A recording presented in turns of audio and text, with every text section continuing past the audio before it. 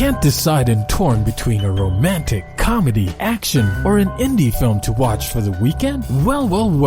Golden State Media Concepts Movie Podcast is your ultimate guide to the latest movies. Join us as we dissect the latest on the blockbusters. It's the Golden State Media Concepts Movie Podcast.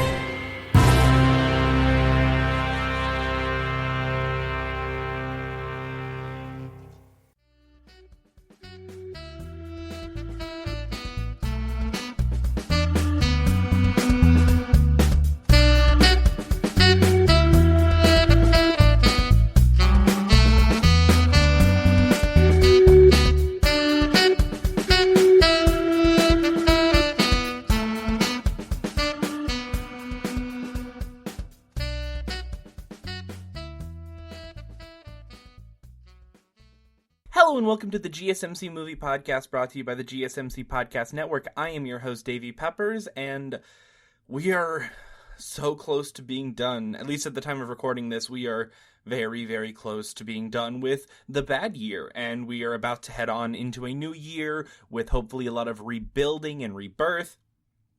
And so, as the number switches, I think it is fair to look back through a few various collections of 2020 films to maybe offer some recommendations, either for new stuff or for things that you or I might have missed. So, today we are going to do a little bit of a retrospective for just starting very basic, just films with female lead characters where they go through trials and tribulations. And this is inspired by Wonder Woman 1984, which recently came out on HBO Max, and is going to be the first review that we do today. And then we're going to follow it up with a review of the new film Promising Young Woman, and then going into two reviews from slightly older films, older as in they came out earlier this year, Never, Rarely, Sometimes, Always, and Babyteeth. So,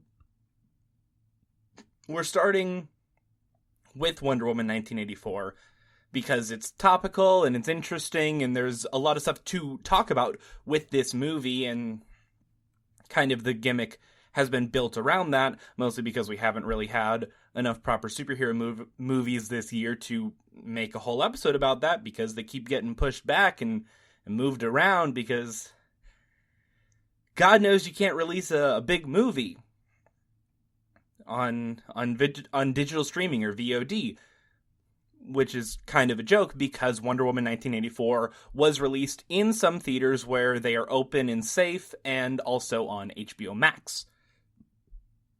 And it's going to soon go on your regular premium video on demand services in about a month or so. So, having just finished watching Wonder Woman 1984, directed by Patty Jenkins, same as with the previous film, just titled Wonder Woman, starring Gal Gadot, Chris Pine, Kristen Wiig, and Pedro Pascal. Oh, I'm so disappointed. And I'm not even particularly disappointed because I adored the first Wonder Woman. I think it is a movie with a lot of incredible ideas and a lot of heart and a lot of really nice ways of seeing the world. It's a very optimistic film, the first Wonder Woman is, and the way that it kind of bounces off the fish out of water kind of naivete of Wonder Woman, Diana Prince herself, and going far enough back into American history that it's a piece of the world that's kind of mythologized and has taken on a life outside of the actual events of the history. There's a lot of good stuff there. Sure, the third act is garbage. Sure, Gadot's not a terribly good actress. And sure, not everything works together, but it's a big budget studio tentpole movie. What can you expect? This is about as solid as you can get. And another thing about the original Wonder Woman is that, at least to me, it felt as a sort of a turning point for the DC Extended Universe, the DCEU, where previously we had Man of Steel, which, while I still maintain is not a bad movie at all, kind of started some less than savory trends, shall we say. We got Batman v Superman: Dawn of Justice, a movie that I truly hate with all of my being, Suicide Squad, which I truly hate with all of my being, and that same year we got Justice League, which is a bloated mess of a movie that at least has the decency to kind of give up halfway through. And by halfway through, I mean halfway through its own production. And while, of course, there were a ton of production and personal issues, especially relating to Zack Snyder and the untimely death of his daughter, which is a cause that a lot of people seem to not remember as to why that movie had such a fraught productions and post-production schedule, leading to a lot of reshoots and similar things. It's a sad thing. But after 2017, after Wonder Woman and Justice League came out, we got Aquaman, which is also not a good movie, but it is an ambitious and silly bad movie. And then we got Shazam. And Shazam is the first movie of this DC Extended Universe that made me go, oh, you guys can do really great stuff. Shazam is the best DC-related movie of the 2010s. It is a fantastic, heartfelt, emotionally powerful movie in the same vein as something like Guardians of the Galaxy 2. And it is a movie that I truly, truly love for being a big tentpole studio film. And then we got Birds of Prey at the beginning of this year, which is a clever, weird, subversive, violent, angry take on a lot of these characters, and that movie is a ton of fun as well. So even though I wasn't terribly excited to get another Wonder Woman story, I thought, hey, it seems like these guys are really turning stuff around. Zack Snyder's doing Justice League again, which I have my thoughts on that, and I don't know what is going to go on there, but at least that's something new and weird, and it is new because there are a lot of reshoots. There was never a fabled Snyder cut. This is something that is being built as we speak, and if anyone tells you otherwise, they're lying to you. But then the reviews started to hit. The initial wave of reviews for Wonder Woman 1984 were pretty alright. They talked mostly about the 80s aesthetic and the plot, which concerns Diana in 1984 America, where she stumbles upon a wishing rock, which is a little... It is a rock that grants wishes. It's extremely dumb, it's extremely comic booky, and not in the good way that a lot of comic book movies can be, but whatever. You want to rip off your plot from the Robert Rodriguez movie shorts? Be my guest. The problem here is she uses the rock to wish for Steve Trevor, played by Chris Pine, who died at the end of the last film, to come back, and he does. He's possessing the body of another person without that person's consent, but whatever, we're going to skip over that. That's fine. At the same time, however, Kristen Wiig's character wishes to be strong and powerful, and she becomes strong and powerful. And Pedro Pascal's character, a kind of down-on-his-luck con-man businessman, wishes to become the wishing rock. So he can grant wishes and gain things from the people whose wishes he grants in return. And it's very silly, but it's not an inherently bad idea to do something based on people's desires and based on what people are really looking for. The first film had a lot of elements of deception and truth and hope. So having a film that is about desire and want is an interesting idea, and it's nice to see a big budget tentpole film have such a clear thesis statement. The problem is that thesis statement gets muddled and worked around to where what the conclusion of the film, which I'm obviously not going to go into grave detail about, is not a great look, and it is not a good message. And for a movie that is coasting by on its heart and its ideas, you need the message to be strong. One of the biggest criticisms that I and many people have of the original Wonder Woman is that it doesn't hold its ideas to the end by switching out the real human villain with saying, oh no, they were just possessed by an evil god, and that's why they're bad, and there is actually no challenging of Diana's ideas that humans can never do bad things.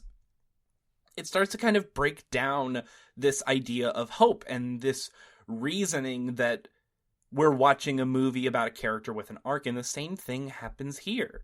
There is a much more defined arc, to give the movie credit, and there is an actual change that happens with Diana.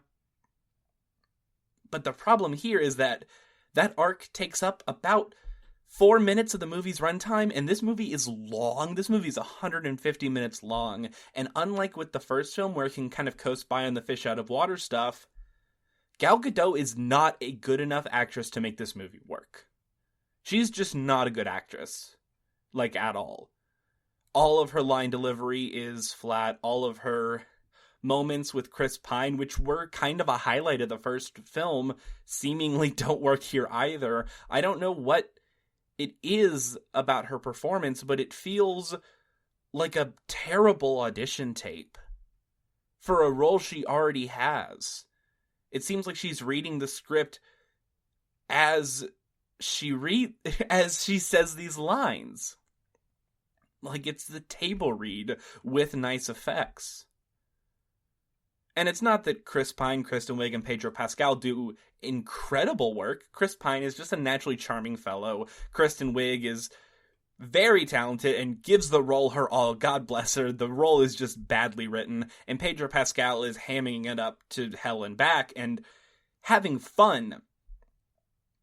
But Gal Gadot's performance as Diana Prince just really brings the movie down to a halt. And when you don't have those moments of joy and whimsy that the first movie had, and it's much more dependent on plot and on these character arcs that are, while defined, very short, and a lot of them get wrapped up in very quick haphazards, oh, let's just all be good, the movie starts to fall apart faster and faster and faster. There are some great moments here. There's a moment from the trailer where Diana and Steve are in a plane and he's flying it, and 4th of July fireworks go off. And there's a shot of them staring at the fireworks, and Diana's seen these, but Steve hasn't. He hasn't seen this level of kind of Americana, bombastic arrogance, and he is enthralled by it. And it's a beautiful, powerful moment, and I get why they put it in the trailer, because it's a really good shot. But the movie never lingers on these things like it did in the first movie. We never really get a moment like the conversation on the water between Diana and Steve, where they're just talking and he's clearly trying to flirt with her and she is not getting it at all. There's no stuff like that. There's no stuff that reminds you that these people are people. They don't really have much to them other than the basic arc. And yes, it is a sequel, and it is building off of the established characterizations of that first movie, but that's not good enough. You have to do more. You have to do more interesting and weird and creative things if you are going to make a movie like this. On one hand, I do have to commend this film for not resting on its laurels, but at least if it rested on its laurels, then we might have had something perfunctory, standard. I feel like that's the biggest argument with a lot of Marvel versus DC nonsense, is that DC is trying new things and Marvel isn't. Which is both true and untrue. And I'm just speaking about the cinematic universes that they have built. I'm not talking about the comics, I'm not talking about any other properties, because I don't care. I mean, I do care, but I don't care for the sake of this point. DC films are often trying new things, and most of the time it doesn't work. 1 out of the 3 films that Zack Snyder has directed for the DCEU, I think, are watchable. Suicide Squad's a mess. Aquaman is bad and overstuffed. The most basic perfunctory of the DC movies was the first Wonder Woman. And that's kind of the reason why it worked. because we got a movie that didn't really try a whole lot of brand new things. We got a movie that played it safe and knew what worked, and that was good. And then we got the refinement of that formula with Shazam, a movie that, again, doesn't do a whole lot new. It just does it extremely, extremely well. And then we got the little bit of experimentation with Birds of Prey. I really felt like the DC Extended Universe was moving in a direction away from blind auteurism. This idea that as long as you give someone talented enough money and enough time and never tell them no, they'll make something worthwhile. And that's clearly not the case. They just had a few good ends. But they are consistently striking out. And they are consistently fumbling. Do I think James Gunn's Suicide Squad sequel will be good? Yes, because I think James Gunn is a very good filmmaker who has made two of the best comic book movies of our generation. But I don't think it'll be good because the DCEU is getting better. I think it will be good because he is a good filmmaker. And on one hand, I like that. I like the mystery of it. However, when you are making a product, and these superhero movies are more product than film at this point, if we're being honest, you have to understand what people expect. And I think the worst thing, playing the movie on its own terms, I think the worst thing I could say about Wonder Woman 1984 is that I would have rather had a passable, boring Marvel movie. Wonder Woman 1984 gets 3.5 out of 10 stars. Now, after the break, we are going to be heading off into a review of the Carey Mulligan starring Promising Young Woman before doing reviews of Never, Rarely, Sometimes, Always and Babyteeth. So stick around for those. Thank you. Want to know the latest and hottest music hitting the airwaves? Don't be left out. Listen to the Golden State Media Concepts Music Podcast. It keeps you on the loop with everything you need to know from pop, rock, hip-hop, and the top 40. And we'll throw in news of your favorite artists, concert and tour dates, and so much more. Listen no further, because this is the gold standard in music podcast.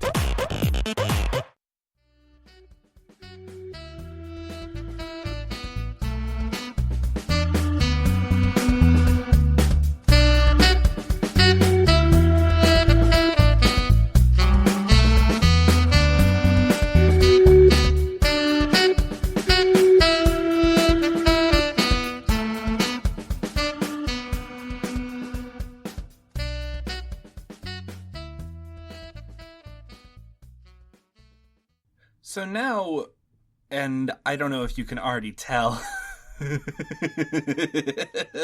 by my tone of voice, but we are moving on from Wonder Woman to a Promising Young Woman. Oof. This is a wild movie. So Promising Young Woman, which just released in theaters and on some virtual screenings and early digital showings, is a dark, it's a black comedy thriller. Directed, written, and produced by Emerald Fennell. It's her debut. She was probably most known for working on she was the showrunner for the second season of Killing Eve, which is a very good show, and I quite like the second season a great deal. I haven't gotten around to season 3, but season 2 is good stuff. This movie stars Carey Mulligan as Cassie Thomas, much like the title suggests, promising young woman who is a medical school dropout. Her childhood, lifelong best friend was also in medical school with her, and she was assaulted, and at some point later in life, died. it is presumed that she took her own life.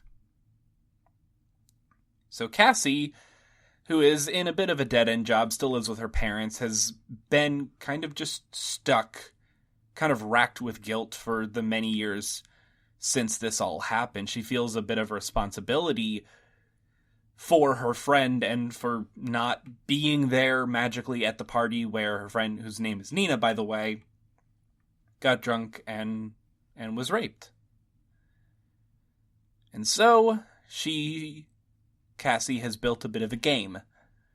Every weekend, she goes out to a bar and plays the drunk girl. Just blackout, obliteratedly drunk. And to paraphrase her, every single time some nice guy picks her up, takes her back to his place, and tries to assault her. And eventually, she comes to, freaks them out, and makes a fool of them. On that premise alone, it's very clear that this is a movie that is tapping into a lot of very hot-button issues and is trying to talk about them directly and without any sort of self-censorship or hedging. It is a movie that does not pull any of its punches, even from the get-go. She slowly starts to mend this plan when she finds out that the guy who committed the crime against Nina is about to get married, and that all of her old college friends, none of whom believed Nina, deserve a bit of revenge. There is a lot of weird stuff in the first half of this movie. It is extremely tense and extremely funny and very pointed and topical, and talks about a lot of the complexities of feminism and sexual assault, kind of the sexual assault culture that we've seen more and more reports of, with a very deft hand and a very clever eye. It toes the line between being in bad taste and not, in a way that is so clever and uncomfortable and skin-crawlingly good. Almost everyone I've seen agrees that the first half of Promising Young Woman kinda rules. And where I'm going to differ from those people is that I think the second half is what makes this movie kind of the slam dunk that it is. I think this movie's incredible. I think this movie does almost everything right for what it is trying to do, and I think the points that it makes with its second act, and especially with its final moments, which I am not going to spoil here because it is one of the true surprises I have been able to have this year, it all comes together into a thoughtful, thought-provoking, and I say thought-provoking not in the, well, we raise serious issues and who knows what you're going to say about it. It's not a Lars von Trier film. I watched Dogville for the first time recently, and it's not a good movie, and it's that kind of thought-provoking. It's let's just show people do horrible things, and that'll get you thinking, and it doesn't. Promising Young Woman is thought-provoking in the way that I have had multiple conversations with multiple different people about what the ending, and honestly about what the entire movie is trying to say about its topic and whether it succeeds or fails. And every conversation I have had with people that agree with me, with people that don't, have all been in good faith and read the text in a thoughtful, meaningful way, which is honestly, I think, the main thing that Fennell wanted to accomplish with her film. For people to read it in good faith and to look at it in a way that made the world a better place solely by the purpose of forcing people to honestly engage with the source material, to honestly engage with the ideas that it is bringing forward, and to honestly see how it affects them in their everyday life. Because I do consider myself to be a good person, and I am a guy, so I guess that does mean I'm a good guy or a nice guy. And I like to consider myself someone who is very aware of the world and horrible violence is being done, especially by people who consider themselves to be good guys. But with that even said, there are some things in this movie that definitely made me go, oh no, oh no. Things that aren't even necessarily bad things, but within the context of this film and the way that the film presents them, make you go, I probably could have phrased that better. I probably could have done that better. I probably should have. Oh God. And that is the most wonderful thing that a movie can do, is make you honestly reflect on your own life. And yeah, there are some things that happen in this movie that made me reflect, and I came away with the conclusion of, I literally could not have known certain pieces of information that would have changed my perspective. And there were things that made me go, yeah, with the information that I had or could have easily learned, I probably should have played that differently. I hope it's obvious I've never hurt anyone like that, but it's little things that add up. Little phrases that you hear, little things that keep getting repeated, little lies that keep getting perpetuated, and this movie has so much fun with those little lies and little mistruths that there were moments that this movie had me howling with laughter. But it is a serious, dark, bitter movie that is also a really clever and human case study, which is not a combination that often happens. A lot of very powerful, socially conscious films are great because they are good at being powerful and socially conscious. They are not great because they have great character work. And I know a lot of people were upset with some of the decisions that this movie makes, specifically in regards to its character work and in regards to motivations of both Cassie and the people around her. But I think it all works, and I think it all fits. While there are surprises, there are a lot of moments here that are not surprising, but dreaded. And there are a lot of things that just break your heart and break your soul. And it doesn't put your soul back together again. This isn't an uplifting movie. But it does posit the idea that if you are clever enough, if you are brave enough, if you are dangerous enough, there might be some good that comes of it. And that is a really interesting theory about the world, quite frankly. And I don't even know if I totally agree with it. It does get a little too cynical for what I like to believe at some points. But I've also never been in a situation where my only respite was that degree of cynicism, not in this type of situation. And I've been lucky and privileged in that regard, that I got to learn this stuff and that I didn't have to live it. So yeah, there are people that are really going to not like Promising Young Woman for a lot of invalid and a lot of very valid reasons. If you don't like it for the invalid reasons, I'm sorry, I don't have the patience for that. I probably should. I should probably be a better person in that regard, but I just don't. But the valid reasons, yeah, I get it. This is a complicated movie of contradictions. It breaks I would argue, one of the few really close to mandates of screenwriting, which is that a main character cannot have a lot of contradictions because you don't have time to properly explain them.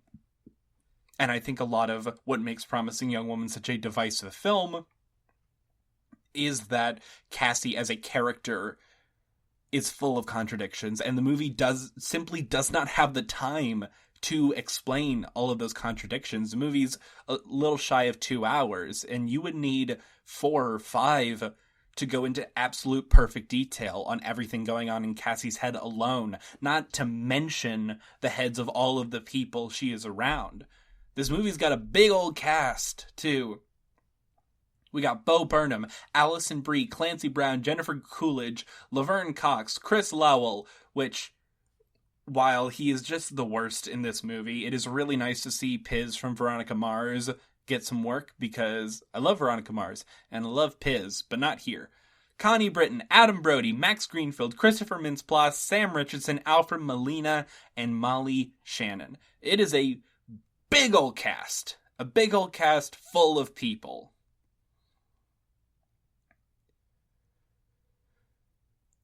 That's a lot of characters, and some of whom only show up in one scene. And that's... It's hard to get into everybody with that little amount of time.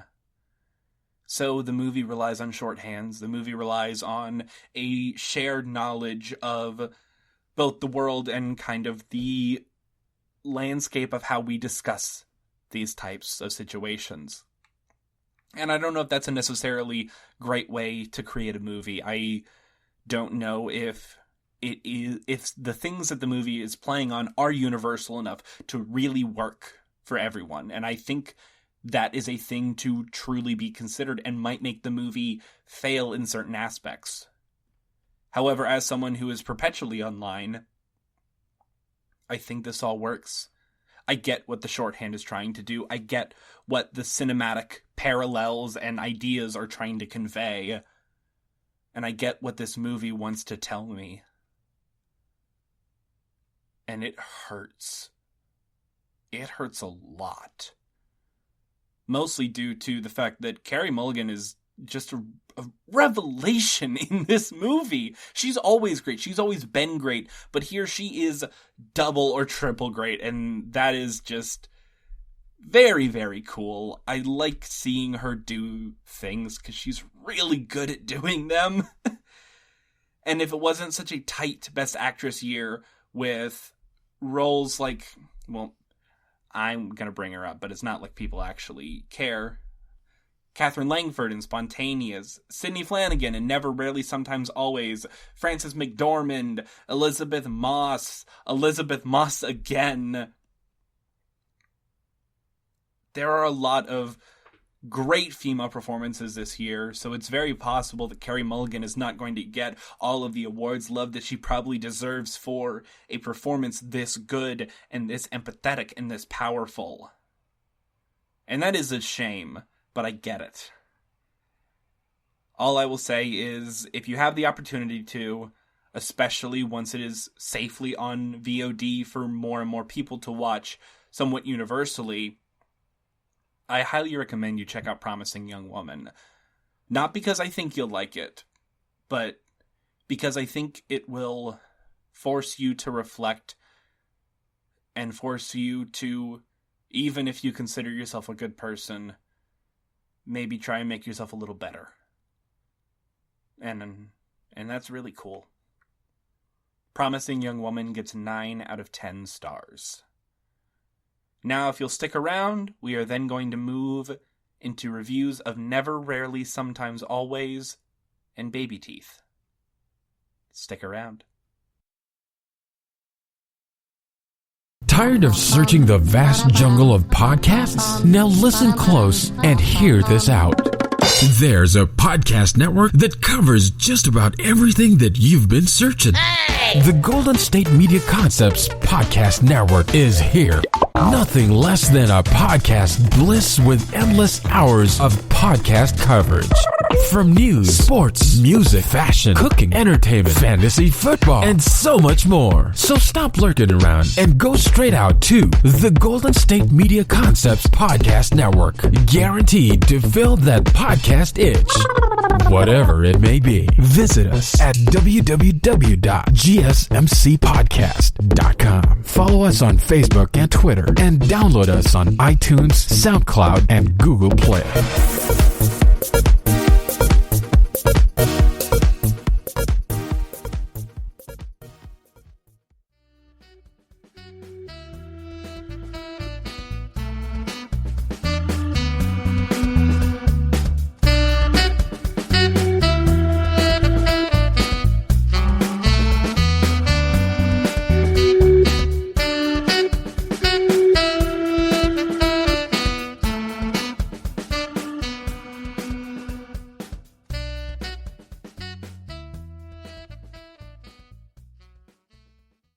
Okay, so now we are going to move on to a review of the film Never, Rarely, Sometimes, Always. And before discussing this film, I feel like I would be doing you and this episode a disservice if I didn't come out forward and say that this is a film that is directly, specifically, and intentionally about abortion and about reproductive rights. I'm not going to talk about where I stand because that's not really my place. I'm here to talk about a film, but I will be working on the base assumption that it is not inherently immoral to make a film about this topic with the perspective that this film has. If that's not cool with you, then I totally get it. I'd recommend skipping about 15 minutes forward in this episode, and we'll talk about Babyteeth. With that out of the way, let's talk about this movie. So Never, Rarely, Sometimes, Always premiered at Sundance at the beginning of the year. It got a theatrical release in March, then theaters went away, and then Focus Features, the distributor, decided to release it on video on demand. I had not gotten around to it until this week, where a couple of friends of mine who had seen it the week prior told me that yes, it is sad and it will devastate you, but you need to buckle up and watch it. And so I did. And they were right.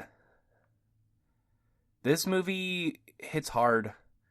It is a mortifying and deeply human story. And there are little details of this movie that I think will stick around in my brain for a great long time. This movie is written and directed by Eliza Hittman, and it stars Sydney Flanagan, who I mentioned in the Promising Young Woman piece, as a 17-year-old girl named Autumn, who is looking to get an abortion. And after finding out that she cannot be serviced as she is a minor and does not have parental consent in the state of Pennsylvania, she and her cousin/co-worker decide to take a train to New York City and get it done. It's a very similar premise to the film Unpregnant, which appeared on HBO Max at the end of the summer, which is also that's a perfectly fine film. I wouldn't terribly recommend it. It's fine. But it is interesting that we have had two films within a year that have extremely similar premises, not just within the topics, but within this concept of being in a place where a young woman cannot get this procedure done, turning to a person in their lives, a cousin versus a former best friend in the case of the film Unpregnant, and having to make a bit of a journey. Where Unpregnant is much more about the journey and about the friendship, this movie is squarely about the realities of this procedure and the realities of that decision-making process. It is not a wordy film. It's not a film that likes to hold your hand. It is a movie that relies almost exclusively on silences and looks and dour moments. And as I am saying this, I have the Wikipedia page for this film pulled up, as I do with all of my segments, and the poster has a picture of Sydney Flanagan as Autumn staring directly at the camera, and it makes me want to cry. There's a scene about 2/3 of the way through this movie, the scene where the title comes from, where she is asked a series of questions and told to answer with never happens, rarely happens, sometimes happens, and always happens. And it is a truly phenomenal piece of filmmaking and acting. The writing is great and the direction is great, and it's, for the most part, the scene is, I'd say, like 90% just a still shot on Flanagan, and she crushes it so incredibly well. It is such an assured and powerful and beautiful performance, especially in the whole film, but especially in that scene. There's a reason that she is one of the people who I mentioned by name when saying, yeah, Carey Mulligan's probably not going to win an Oscar this year. if I could pick somebody, I think it would be Flanagan. I think she gives, at least that I've seen, I think she gives the best female performance of 2020. Or at least the best female lead performance, because it's lead and supporting. Yeah, as you can see, or as you can hear, I suppose, in the tone of my voice, this is not an easy film to talk about. Not just because of the subject matter, but because it is, my friends were right, it's devastating. It is not even a gut punch, it is a muffled, silenced sledgehammer. And it is some of the things that I love the most about filmmaking. It's not flashy. It is not in your face. It's not loud. It just is. And maybe that's the reason why I don't love it even more than I do, because it's not flashy. It's not flashy like Promising Young Woman or Spontaneous, two films that are a couple spaces higher than it on my 2020 list. And yeah, so forgive me. It's hard to speak eloquently about this film. But maybe that's why I don't love it in the way that it doesn't necessarily speak directly to me, but it's a great, capital G, great film that I think, if you are comfortable with the subject matter and the implicit position that the film takes, I think it might be the most important film of the year to see. Not because it speaks truth to a moment eloquently, although I sincerely do believe that it discusses its issues generally implicitly and through the silences and through what it shows and doesn't show. I think it does that very well and very effectively of communicating a point, but necessary in terms of this has been a really hard year for art. And we have not seen a lot of things that have blown us away. It's one of the few years where I've been discussing with my friends and contemporaries about, like, what are your top 10 or what does your top 20 of the year look like? And everyone has vastly different lists. Most of them have Minari. Most of them have Nomadland. Most of them have this, but most everything else starts to get a little more complicated. I know people who have Another Round, the film by Thomas Vinterberg, at number 3, number 4. I have it at 22. I still love it. It's still a great movie. But I bring that up specifically to point to how dire this year has seemed for smash hits, I should say. And maybe that's a really great thing. Maybe there's and I don't say maybe, there is a ton of value in having a year where we're not really allowed to come in agreement, where everyone has something new and interesting to bring to the table. This is going to be one of the weirdest years for end of the year lists and for Oscar seasons because the pickings are slim, so we're going to have to actually reckon with the things that came out and not just follow the hype trains. And I think that's really, really cool and unpredictable and meaningful, I would say. And I bring all this up, and I talk about the film in this way, because this was one of the few films of 2020 that made it feel like a normal year cinematically. Because in a normal year, I would talk about how incredibly good this movie is, and how nice it is to watch something made with such love and care, and made with actors and a filmmaker who I am not familiar with and have never heard of before this film, and are now permanently stapled onto my radar. It's an incredible gift to get from a movie, to love it and cherish it, not as a relic for yourself, but as a relic for the medium. And having this film in 2020 and seeing it now after hearing about it for so long and just not getting around to it because it looks really sad, y'all, and I don't want to watch it because it's gonna mess me up. Finally getting around to it and feeling that same emotion that I felt in years past, where I would just power through stacks and stacks of screeners and DVDs and anything I could get my hands on to just know all of the films being released in a year. This feels like the standout of that stack of DVDs. Well, they're Blu-rays, but the screeners are DVDs usually, whenever I'm lucky enough to get them. There's just a lot of good here. There's a lot of good in this film and in this filmmaking. And I truly cannot stress how incredible Sydney Flanagan's performance is. She so young. How do you do this? Oh, I made a mistake. I am sorry. Sydney Flanagan's non-binary. I used a bunch of she, her pronouns. That's not good. And I apologize for that.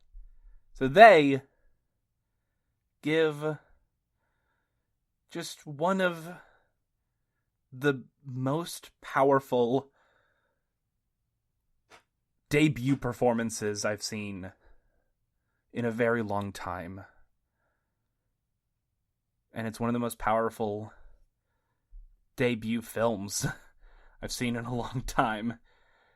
For the record, it's not Eliza Hittman's first film, it's her third, but I have never heard of It Felt Like Love, and I completely skipped over and was oblivious to her former film, Beach Rats, and after seeing this, I want to go back and watch both of them.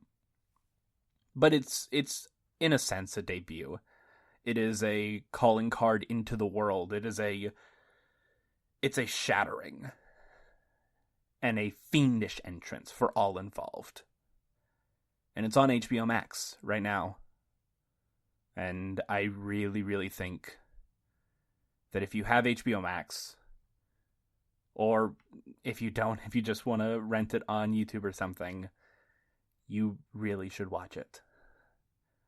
I'm going to cut this segment a little short because at the beginning of the episode, I said to skip about 15 minutes into the future, and I don't want to go over, and I don't want to betray that trust. And I like to be as exact as possible because perfectionism and a deep desire for order to some degree.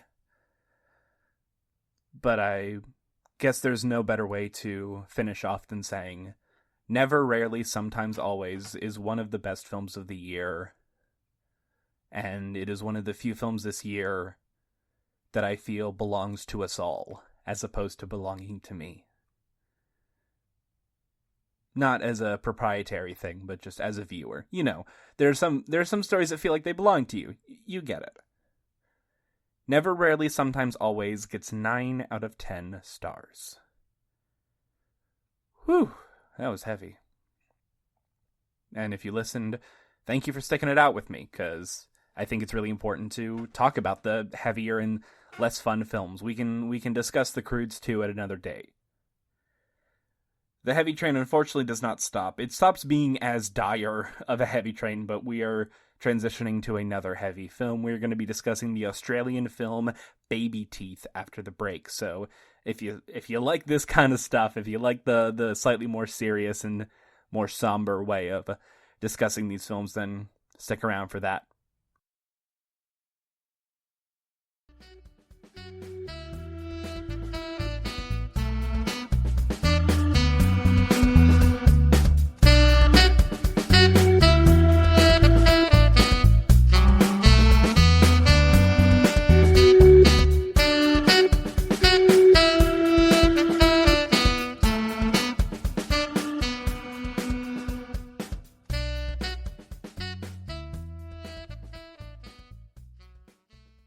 And now let's keep going. We are moving on to a review of a film that came out in July-ish. That's when it came out in Australia, and it's been coming out in America as well, but it's called Babyteeth. It is the debut film by director Shannon Murphy, written by Rita Calnejas, based on her novel of the same name. Based on her stage play of the same name. Babyteeth stars Little Women breakout Eliza Scanlon, who played Beth in the 2019 Greta Gerwig Little Women, as Milla, a 16-year-old who is suffering from a severe case of cancer. Well, it's a terminal illness, but it's cancer. She is waiting for a train, and she meets a man named Moses, played by Toby Wallace. And they start to get along. She kind of likes him. He's 23, he's older, he's damaged, and she takes a liking to him. It's what kids do. They get really into someone for seemingly no reason, and it's their entire world. Through a series of circumstances, Moses starts to be around a lot more, much to the chagrin of Milla's very caring, very kind, but ultimately a little overprotective parents, played by Essie Davis of the Babadook fame and Ben Mendelsohn of a lot of really good movies and also Ready Player One fame. And the majority of this movie follows these four characters just kind of interacting and weaving in and out of each other's lives. It's a coming-of-age story that is very light on actual plot and is mostly just about watching these characters interact and try and savor whatever moments they have. As Milla's disease gets worse, as her illness progresses, you really start to feel the three other lead characters around her just hurt so deeply and so immensely. And you feel this tight grip of these three characters to hold on to Milla for as long as humanly possible and to remember every detail. Meanwhile, Milla is kind of just waiting to die. It's the sort of acceptance and reverence for the passage of time that, at least according to movies, only seems to come by people who know they're dying. And only really seems to come to young people who have known their entire life that they were dying. Which is an experience I do not share, and an experience that the people I love do not share. In my world, things happen quickly. So there's a really interesting aspect of a movie like Babyteeth, similarly to how there's a very interesting aspect of films like Me and Earl and the Dying Girl. These movies that approach death not with whimsy, not with the Lovely Bones style of fantasy, but with peace. Babyteeth is a very peaceful film. It's a peaceful film until it's not, until it becomes heart-wrenching, but similarly to, I suppose, the film Amour by Michelle Haneke, it is content with the inevitable. It knows how it's going to end. You know how it's going to end. I knew as soon as I started. As soon as I saw the poster, I was like, oh yeah, this is the kind of movie this is. And that's totally okay. This movie is fine with that. It knows that you know. And the goal is not to be surprised or horrified or shocked or whatever. The goal is simple. The goal is to say, what does it feel like to see the headlights of the train barreling towards you and know that you can't do anything, so you might as well turn and look at those around you for as long as you can before it hits. And with a thematic premise like that, how could you not enjoy this laugh-a-minute riot?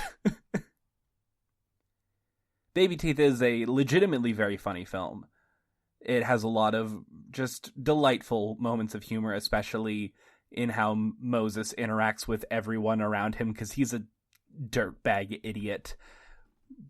And a lot of the moments in the first half, and especially in the first act of the film, just involve him just sucking so much.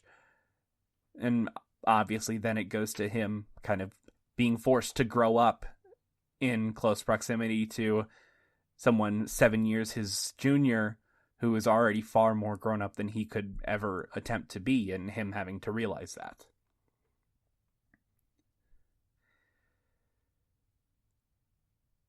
There is a lot about Babyteeth.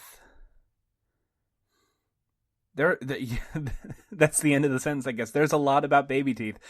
I apologize. This has been an episode where 75% of the movies have been really hard to talk about because they tap into a lot of very real things and a lot of very real emotions and fears in a way that are fears that I cannot connect with on an intrinsic level, and are about things I have not, and in some cases will never experience due to luck or fate or what have you. And that's really, really cool. And it almost feels a little sacrilegious for me to even be talking about these films or recommending them. And honestly, thank goodness that I like them all, because if I didn't, if I had to find a reason to say that this incredibly sensitive and honest portrayal of a 16-year-old girl coming of age and having cancer is bad, I don't know how I could realistically do that. I would have chosen a different film. But I did choose Babyteeth. I decided to watch it, and I decided to talk about it, so I'm going to try my best. It's really good. It's really good, and it's really sad. Not sad in the obvious way. Not sad like something like Never, Rarely, Sometimes, Always. It's sad in that beautiful, smiling way. It's like the video game What Remains of Edith Finch, which is a beautiful walking simulator all about death and the acceptance of it. It has a lot of similar ideas there. About growth, about learning from each other, and about making the most of what you have. I want to give a special shout out to Essie Davis, who, as I mentioned, is most known for her role in the horror film The Babadook, and also recently appeared in True History of the Kelly Gang at the beginning of this year. And she is fantastic as the mother of this young woman that is basically figuring her life out in real time and is getting off of severe medication. There's a lot to her performance, and I really, really like what she's doing, because she is snappy and mean and unspecific in a way that feels very real, and it's a very hard role to pull off. Eliza Scanlon and Ben Mendelsohn especially do great jobs. Toby Wallace is fine, but Scanlon and Mendelsohn do great work as this father-daughter pair that kind of understand each other more than either of them are willing to admit, and are more similar than either of them are willing to admit. But Essie Davis as this mother that almost feels like an outsider in her own home and doesn't pick up on the shared language that Milla and her father have it's a really great performance. And the three things that I've seen from Essie Davis so far, this, Kelly Gang, and Babadook, have just shown that she is a Australian talent to keep watch of, to really look for and pray that she keeps getting more work. It's a bit of a shame that she is mostly going to be found in Australian cinema, but Australian cinema is usually really good, and I like a lot of Australian films I've seen. Also, sidebar, check out the film Tana, which is an Indigenous Australian film, and it's very good. There are multiple aspects of a country and multiple outputs of a country of the type of stories and the type of films being crafted. And Babyteeth it's a very Western Eurocentric story, but it's very good, and it doesn't feel specifically Australian. It's not about Australian issues the way that something like True History of the Kelly Gang is. But it feels universal, I would say. It feels universal and meaningful in so many ways. It's a hard film to talk about. I should probably pick easier films to talk about next time. And for that discrepancy, I do sincerely apologize. But I will say, if you saw Little Women last year, which you totally should have, it's a fantastic adaptation and an incredible film in its own right, and wanted a 2-hour-long movie that is just about Beth being sick and dying, then you should watch Babyteeth, because that's basically all it is. And honestly, Eliza Scanlon needs to find a role that is not illness-based, because she is very close to being typecast as Innocence Lost, which is a lucrative field, so I can't necessarily blame her for wanting to stick to roles of a similar nature.